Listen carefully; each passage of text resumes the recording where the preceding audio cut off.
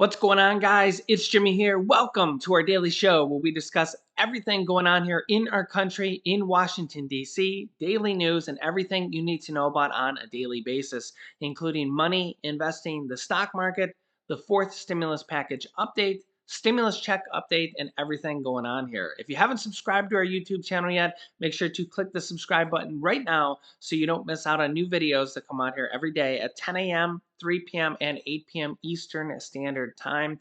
Remember those times so you don't miss out on new videos. You can also click the bell icon next to the subscribe button so you get reminders when we go live. Also, thank you for hitting the like button. You guys are amazing. We got a lot to talk about here, so let's jump right in.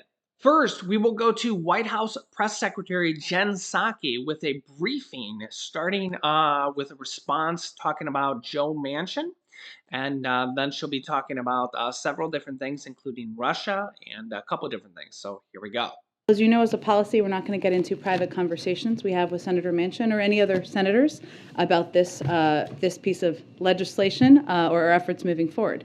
What I will note, and where there is strong support moving forward across the Democratic caucus, is on taking steps to lower costs for childcare, for health care, for elder care, on making sure that Medicare can negotiate the cost of prescription drugs, and ensuring the tax system is fair. Whatever you call that, there is strong support for that, strong passion for that, a lot of advocacy for that, and there are a lot of members having continued conversations about it. And then Russian President Vladimir Putin just said today that the U.S. is ignoring its top security demands, but that Moscow is still open for more talks. Is the U.S. open to more talks? If not, what is the step forward with respect to Russia? Absolutely, we are. The door to diplomacy remains open. We don't know what decision President Putin will make. While we've seen the buildup of troops on the border, our Secretary of State, Tony Blinken, just spoke this morning with Foreign Minister Lavrov, and he reiterated our commitment and openness to a diplomatic path forward. Let me give you a little bit more of a readout of that, and I can give you more of an update of some of the other conversations we've been having with a range of counterparts as well. So Secretary Blinken, I know the State Department did a bit of a background call on this, but let me give you some highlights. The Secretary emphasized the U.S. willingness bilaterally and together with allies and partners to continue a substantive exchange with Russia on mutual security concerns, which we intend to do in full coordination with our partners and allies. He reiterated the United States' commitment to Ukraine's sovereignty and territorial integrity, as well as the right of all countries to determine their own foreign policy and alliances. He also urged immediate Russian de-escalation and the withdrawal of troops and equipment from Ukraine's borders, and was clear that further invasion of Ukraine would be met with swift and severe consequences, and urged Russia to pursue a diplomatic path. Our National Security Advisor, Jake Sullivan, also met with his German counterpart today as part of our regular consultations with our allies and partners. But certainly the door to diplomacy remains open. As we've said many times, de-escalation will, of course, make that diplomatic path easier moving forward. And then one more on HHS. Last week there was a GAO report warning that HHS may not be prepared for a future pandemic and that it had fallen short in a number of ways. So does the president still have confidence in Secretary Becerra, and has he talked to him about any changes he might want to see at HHS or about his leadership of the department? Well, you know how we feel about anonymous sources around here. There were some experts that are publicly criticizing the way HHS has... From within the government, I'm referring to. I would just reiterate that the president remains confident in the role of Secretary Becerra. He is somebody who is an important partner. He has been leading a range of efforts from the Department of Homeland Security, from the Department of Health and Human Services. And we have strong partnerships from the very top down with HHS. We're less focused on, not at all focused, I should say, on palace intrigue as much as we are on vaccinating more Americans, fighting the Omicron surge, expanding testing capacity, and getting more therapeutics out to the American people. And that's how we believe we and the leadership of the cabinet will be judged. Yeah, so let me know your thoughts in the comments. What do you think is going to happen with this Russia-Ukraine situation and also the United States? Remember, we have sent troops over to Europe now. We do officially have thousands of troops over into different countries in Europe as part of the NATO alliance. And we'll have to see what happens here with this escalation. Next up, we have Democrat Representative Sheila Jackson Lee from Texas speaking on the House floor. Check this out. Let me thank the gentlelady for yielding.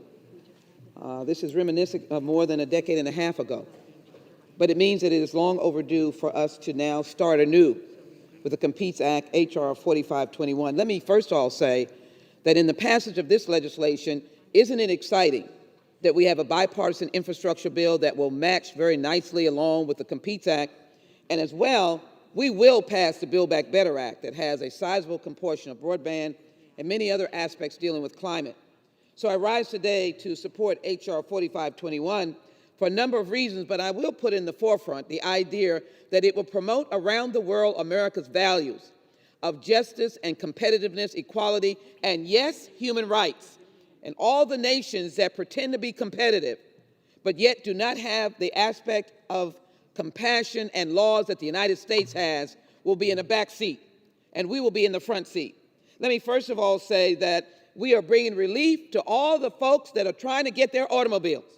$45 billion in the American Fund for chips that will incentivize private sector investments and continued American leadership in semiconductor fabrication, and will address simply the supply chain disruption and ensure that more semiconductors are produced here at home. That is also jobs for my inner city young people, my rural young people. I was at a TRRX in the city of Houston, and we were looking at a truck driver talk to me and said, I stopped driving trucks.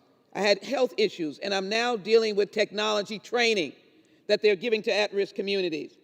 Strengthening the supply chain with $45 billion to improve the nation's supply chain and national security by preventing the shortages of critical goods and ensuring that more of these goods are made right. And advancing what is very important to me, having served on the Science Committee. NASA is in my backyard, the Johnson Space Center, and I'm excited about what we've been able to do over the decades. But now we'll be able to focus on scientific research, technology, and innovation excellence that creates jobs. Madam Speaker, I rise with enthusiasm to support H.R.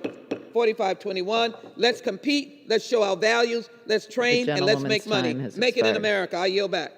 Yeah, so part of what she was talking about there was this House passed bill that we talked about here a few days ago, the China Competition Act, which there's multiple different things there, one of which would bring back home producing semiconductors here in the US, would bring back more manufacturing jobs here in the US. Remember that the Senate has passed a version of this previously, a bipartisan version. And the House now passed a different version of that. So they're going to have to work together to get the exact same bill. Because remember that even though they both have passed a version, they've passed different versions. So they're going to have to come together to pass the same bill so that they can get it finalized here. But this will help promote bringing back jobs home, bringing jobs back to the US instead of in China. It will also help the supply chain and inflation. So they are working on all these kind of different problems in different ways here in Congress. So we have multiple different things being worked on here as they try to bring inflation down in multiple different ways. They try to solve the supply chain crisis here in multiple different ways. This has been something worked on here for a while. It's not an easy task. It's not something that will be solved, in the snap of a finger. It's not something that will be solved with just one problem here. But bringing back jobs home to the United States is always a good thing. And solving the supply chain problems, solving inflation in any way possible, always a good thing. So we need to keep moving forward on all those different fronts. You can let me know your thoughts in the comments. Also, here is an interesting another state program here that is $2,000 to $4,000 stimulus checks that are going to be going out to some New Jerseyans.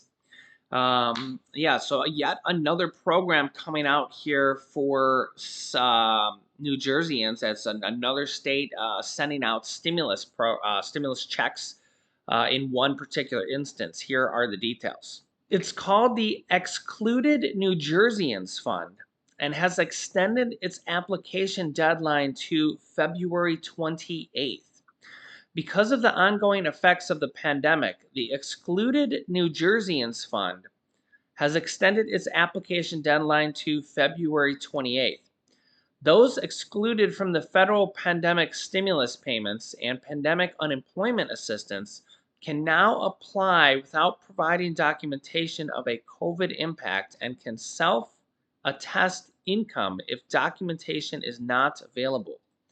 This program is open to undocumented individuals, residents returning from the justice system, and other individuals otherwise excluded from pandemic related financial help. Individuals with annual household incomes at or below $55,000 who live in New Jersey and are over 18 years of age and were excluded from pandemic related help can also apply.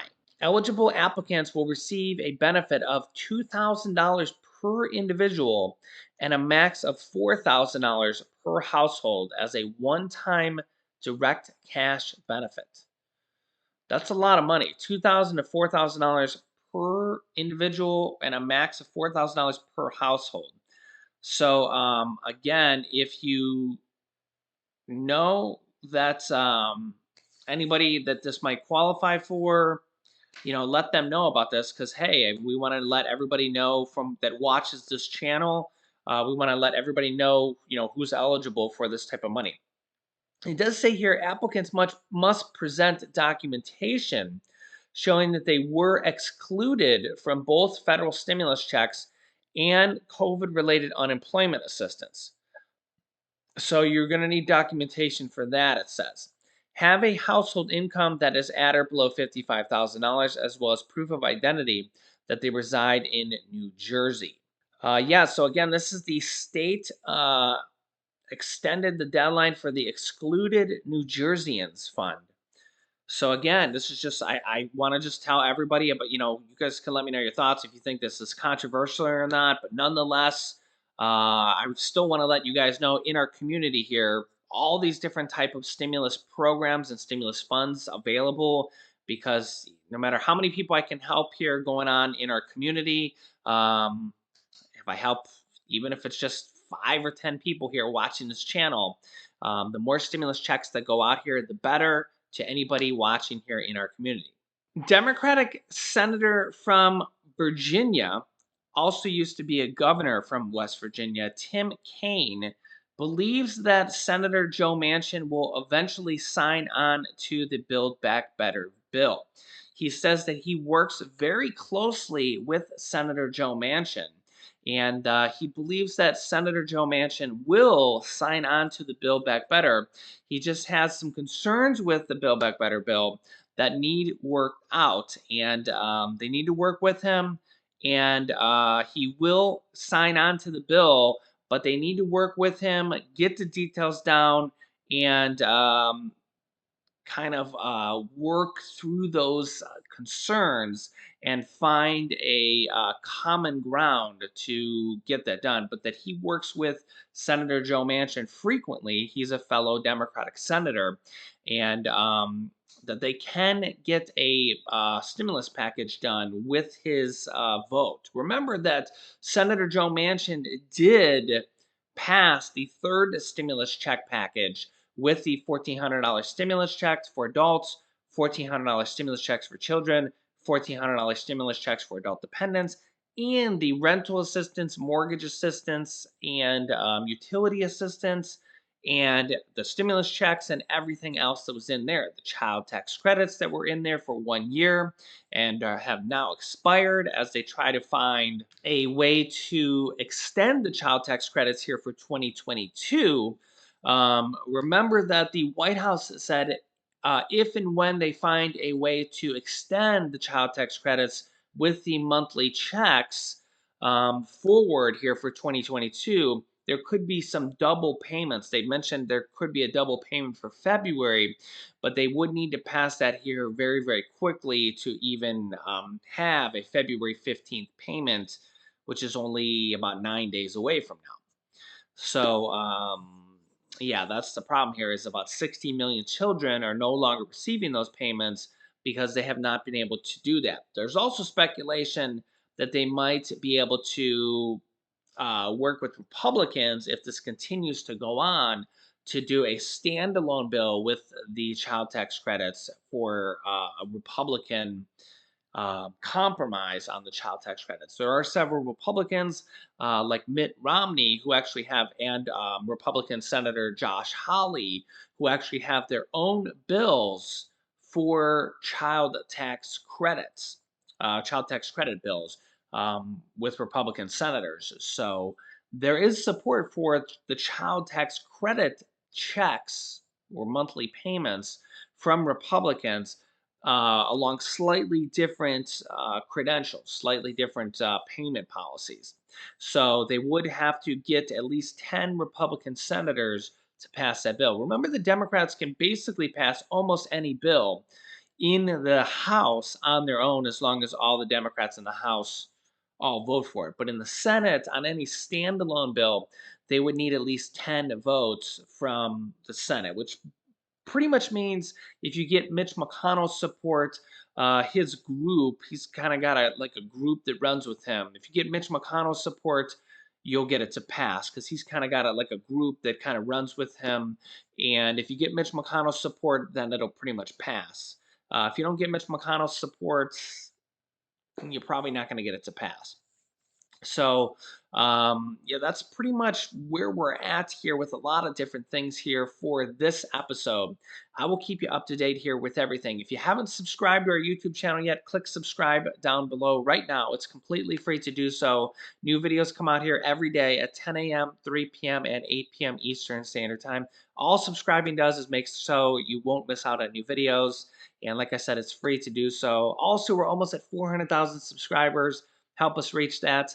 We're at like 398,500, and hopefully we'll be there very soon. I'll keep you up to date here with everything. You can click here to watch our newest video next.